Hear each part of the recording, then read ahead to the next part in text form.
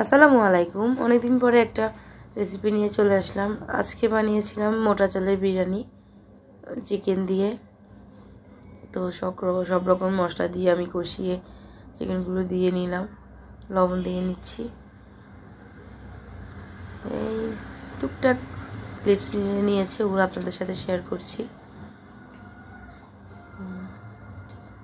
আমাদের বাসায় পোলাও চালের পাশাপাশি এই ভাতের চাল এর বিরিয়ানিটাও সবাই পছন্দ করে, তাই আজকে রান্না করলাম।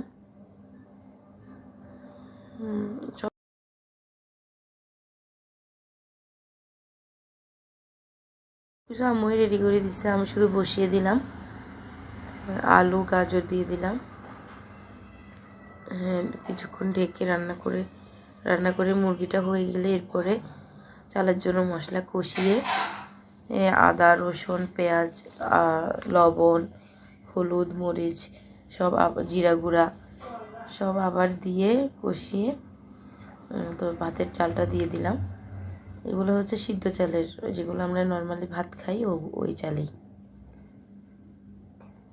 তো চালগুলো ভালো করে ভুনে পরিমাণ মতো পানি দিয়ে দিলাম। পানিটা যখন ফুটে উঠলো তখন ফুটে ওঠার জন্য ঢাকনা দিয়ে কতক্ষণ রান্না করলাম।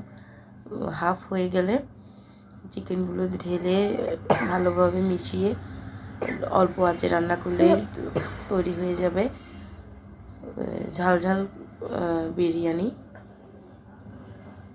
সবাই বলেছে অনেক মজা হয়েছে। আলহামদুলিল্লাহ, সবাই ভালো থাকবেন। আসসালামু আলাইকুম।